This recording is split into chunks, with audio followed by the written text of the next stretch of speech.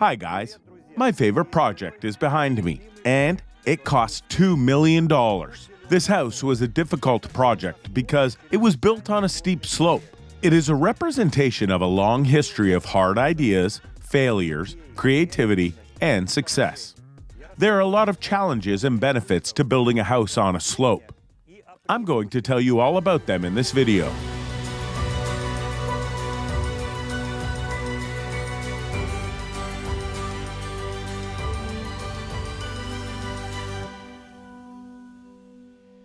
We knew from the beginning that constructing a basement for this kind of house would be a very complicated process that couldn't be done all at once.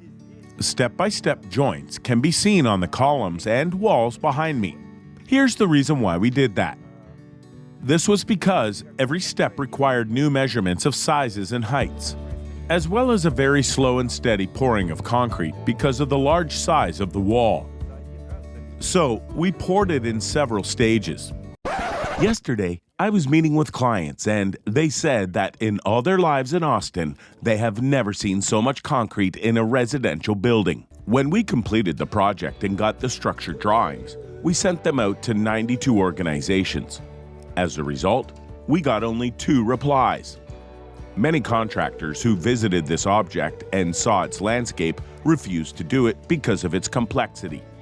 Of course, I understand them, as it is much easier to build 3 slabs on a flat plot than this complex construction.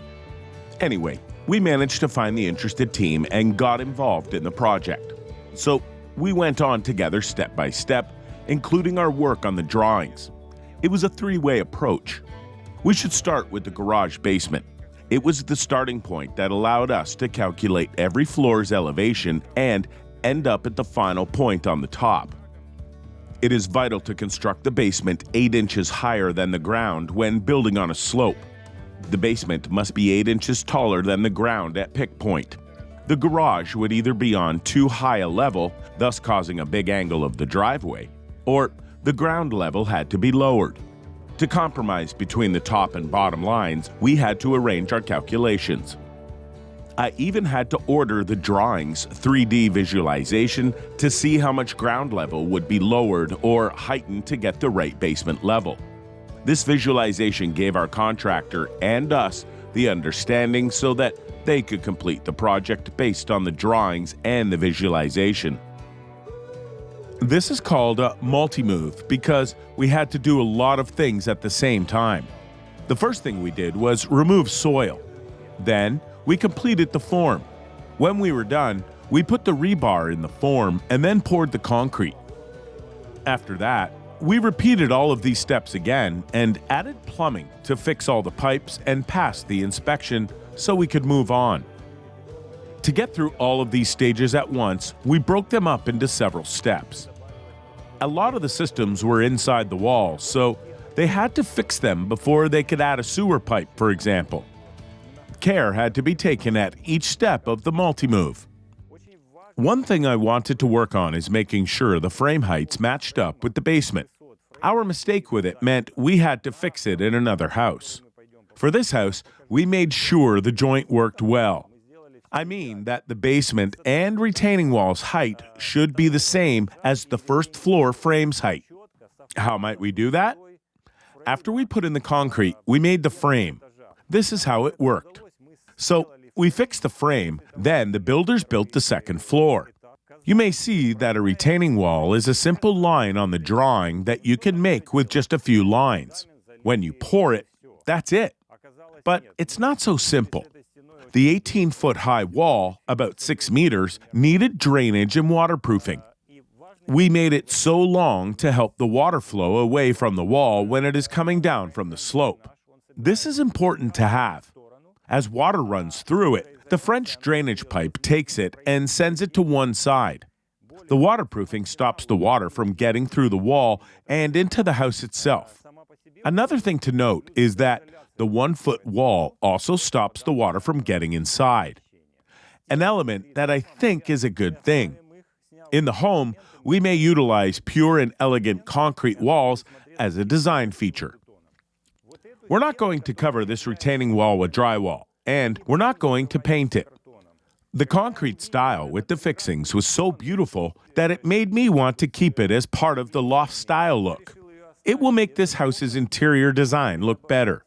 The wall will go all the way down the hall, from the start to the end, so the owner can see all the work that went into this house every time he goes by. The basement portion of the project's cost and conditions are the most startling. A first slab can be done in 1 month.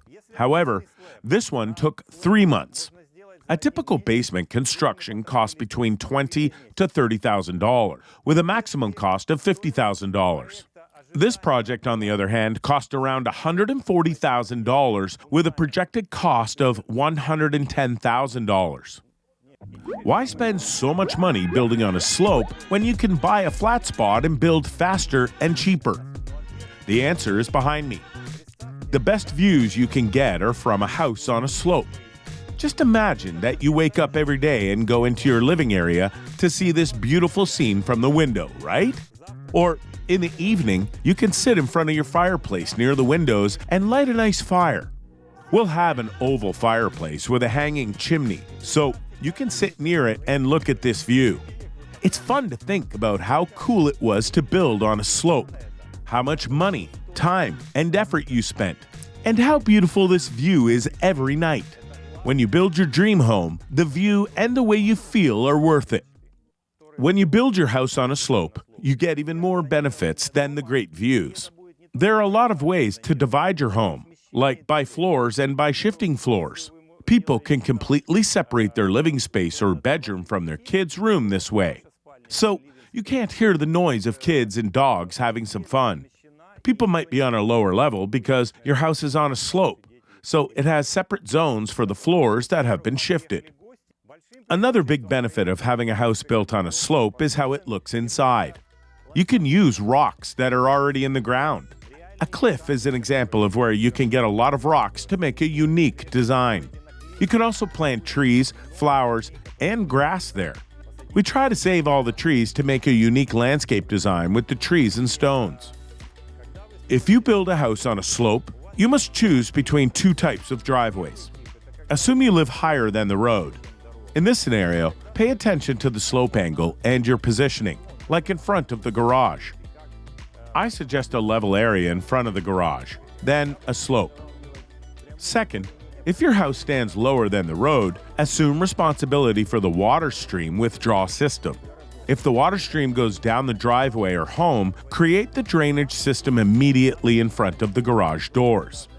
Then, the water will flow away.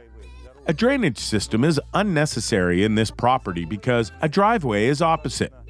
However, due to the steep slope, we will be building a level space to allow automobiles to park directly in front of the garage. If you like this beautiful house on a slope, I'm inviting you to the tour. Either physically if you can visit Austin, Texas, or virtual if you call me. Come see our unique house on a slope.